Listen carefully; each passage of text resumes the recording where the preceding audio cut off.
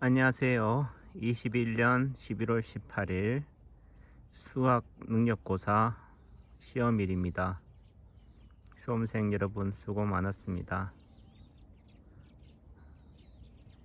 인생에 살아가는 데 있어서 꼭 한 번은, 어떤 사람은 두 번, 제 같은 경우는 두 번이었습니다. 세 번 이렇게 치르기도 하는데, 마치 직업 평가 고사인 것처럼 한때는 느껴지기도 했는데요. 인생이란 짧지 않다. 길게 본다면은 이 수능이 전부는 아니다 라는 생각이 듭니다. 또 살아가면서 또 다른 시험들이 연속이긴 하지만요, 꼭 시험장에서 치르는 것만이 시험은 아니다. 사업의 실패, 위기, 고난, 역경은 또 다른 시험의 일종이다라는 생각이 듭니다. 지금 5시 13분이고요. 지금 해가 저 삼방산 모슬포 쪽으로 지고 있습니다. 얘기가 길어지면 또 그러니까요. 오늘은 야외에서 ES 리조트에서 제주 남창규 박사가 쓴 인체파동 원리편 134쪽 강의를 하도록 하겠습니다. 고딕체, 흉터를 남기는 뜸, 부항, 문신, 수술을 하지 말라는 것은 인위적으로 오작동을 일으키지 말라는 뜻이다. 인체파동을 위해서 말하는 오작동이라는 것은 치우침, 비틀림, 어긋난 균형, 불균형을 말합니다. 한쪽으로 틀어지는 거죠. 그쪽으로 틀어짐으로 인해서 무게중심이 한쪽으로 쏠린다. 계속적으로 넘어간다. 우리 인간은 중력의 영향을 받는 존재이기 때문에 지구라는 특성이 결국은 균형을, 무게중심을 잡지 못한다는 말이 오작동이라는 거죠. 또 달리 얘기하면은 그 아픈 통증, 뜸, 부항, 문신이라는 것은 결과적으로 우리 몸의 상처니까 안 좋은 부위, 약하다고 생각하는 부위이기 때문에 뇌에서는 그쪽으로 어떻게든 많이, 빨리빨리 한꺼번에 보내야 된다라는 시그널을 준다는 거죠. 그러니까 불필요하게 이러한 우리 몸으로 하여금, 특히 뇌로 하여금 용을 쓰게 하지 말라라는 뜻입니다. 그 뜸, 부항, 문신, 수술, 우리가 말하는 그 오작동의 흔적으로 내가 뭐 하려고, 고치려고 빨리빨리 한꺼번에 많이 쓸데없이 용을 쓰기 때문이다. 애를 쓴다는 거죠. 그래서 이러한 오작동은 또 다른 불균형을 유발한다.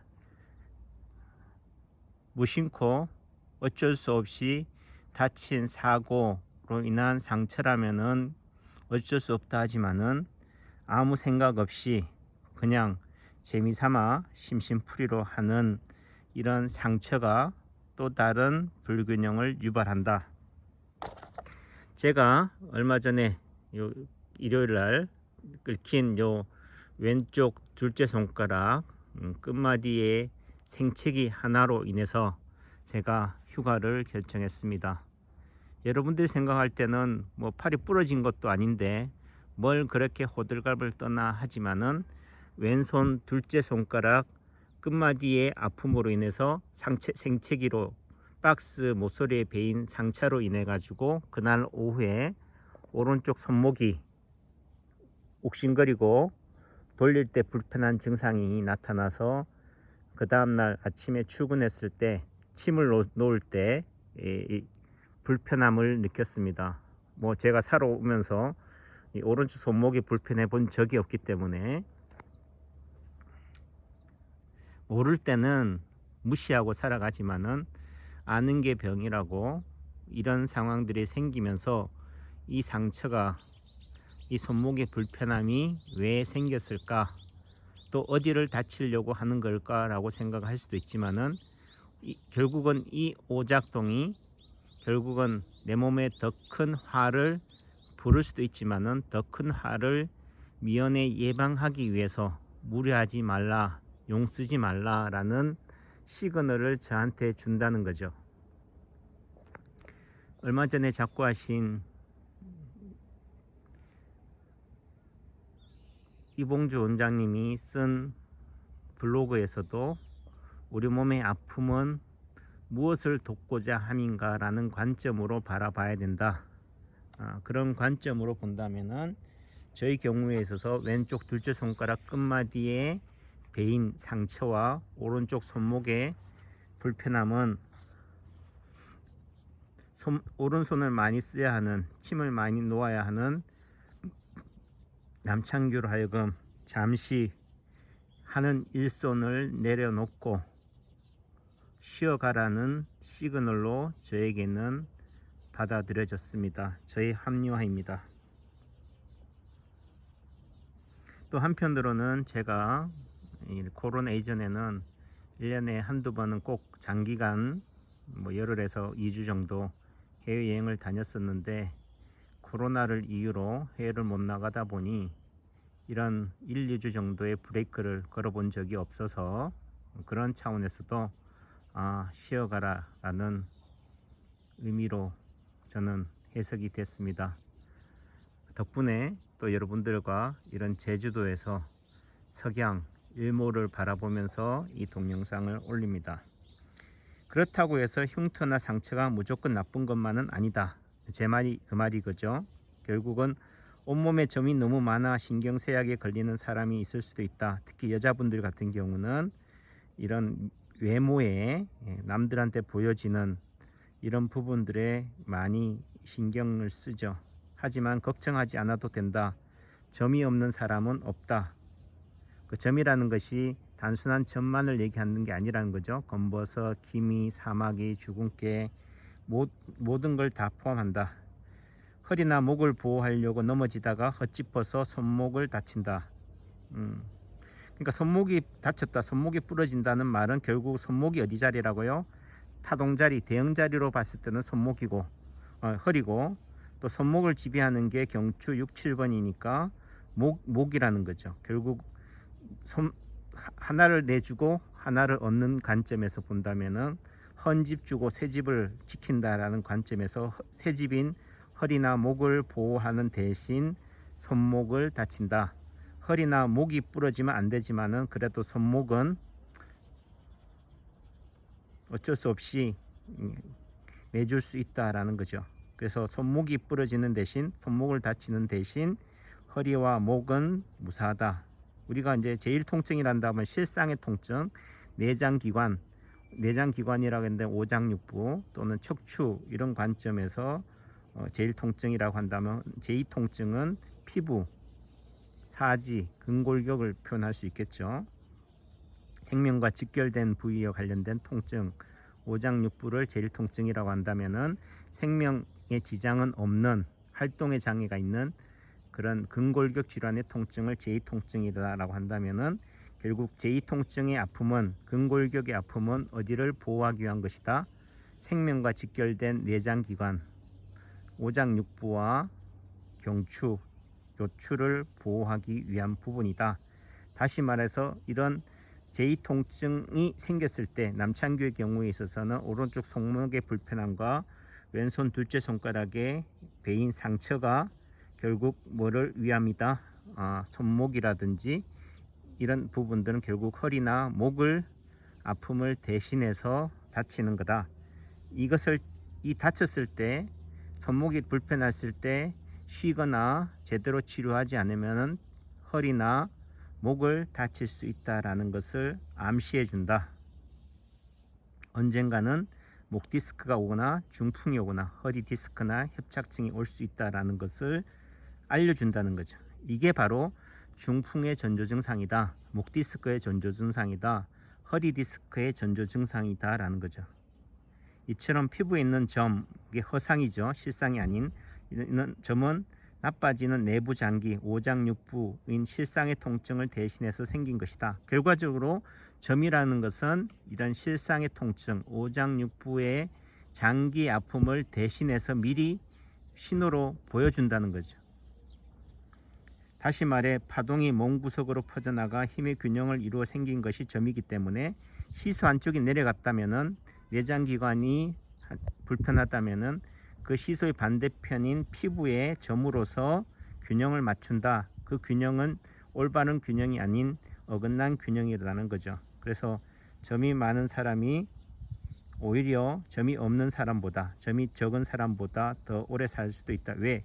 어떻게든 비틀린 어긋난 균형을 통해서라도 뭐하기 때문에 균형을 맞추고 있기 때문이다. 그래서 골골백년이다.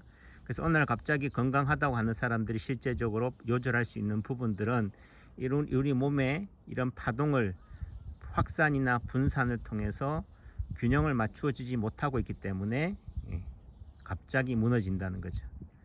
뭔가 지지대로 인해서도 받추고 있으면은 안 넘어가지만은, 예를 들면은 나무가 넘어지려고 한다. 그럼 지지대를 세우는 개념이 점이라는 거고, 그 지지대가 없다는 관점이 결국은 갑자기 바람에 쓸려서 휩쓸려 넘어갈 수 있다라는 개념이 점이 없다는 거죠.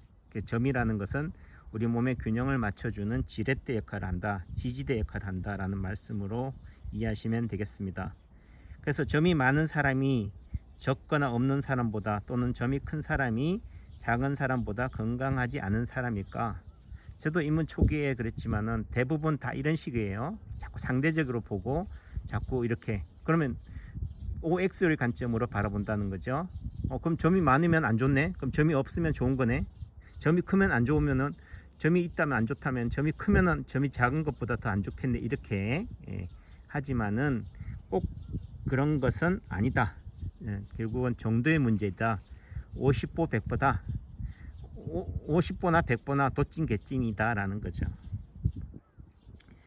다만 꼭 그렇진 않다. 물론 점이 없다면 그 사람은 아주 건강한 사람이다. 왜? 점이 없다면 그쪽으로 용을 쓸 일이 없기 때문에, 오작동을 일으키지 않기 때문에, 즉 내가 점으로 용을 쓰는 오작동을 일으키지 않기 때문이다. 하지만 오작동이 일어나지 않는 사람은 없다. 용을 쓰지 않는 사람은 없다. 인간이 결국은 중력을 영향을 받는 지구에 있어서는 결국은 우리가 움직인다는 것은 결국 중력에 거슬린다는 거죠. 산은 산이요 물은 물이다, 요산 요수 뭐 이런 개념에서 본다면 흘러가는 대로 가면은 편하죠. 하지만은 성공하는 사람은 결국은 역류하는 사람이잖아요. 거슬 올라가는 사람. 우리가 왜 에베레스트를 등정한 사람을 인정합니까? 누구든지 아무나 할 수 있는 일이 아니기 때문에 목숨을 걸고 죽음을 무릅쓰고 중력에 거슬려 가기 때문이 그렇다. 결국 인간의 삶은 이런 끊임없이 오작동의 연속이다.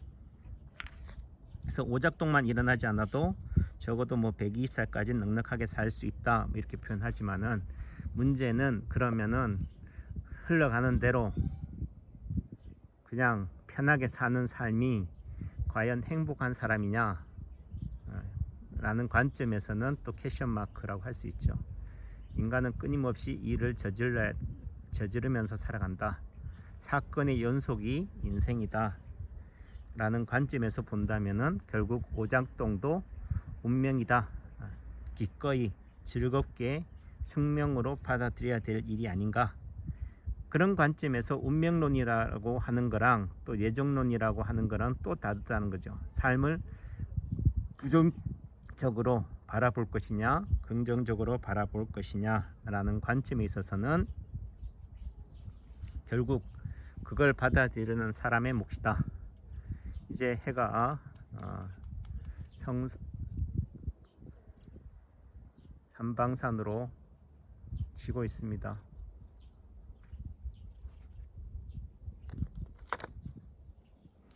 어느 누구에게는 저 지는 해가 죽음으로 비칠 수 있지만은, 또 어떤 사람에게서는 부활로 받아들여진다. 오늘 지는 해는 영원히 다시 오지 않지만 또다시 그 반대편에서는 저쪽으로 해는 지지만은 해는 또다시 동쪽에서 뜬다. 우리 삶이 지금 바라보고 있는 방향이 힘들고 어렵다라고 한다면은 그 방향으로 계속 바라보거나 가지 말고 한 번쯤은 고개를 돌려서 내가 가는 삶의 방향을 유턴해 보시라 라는 말씀을 드립니다.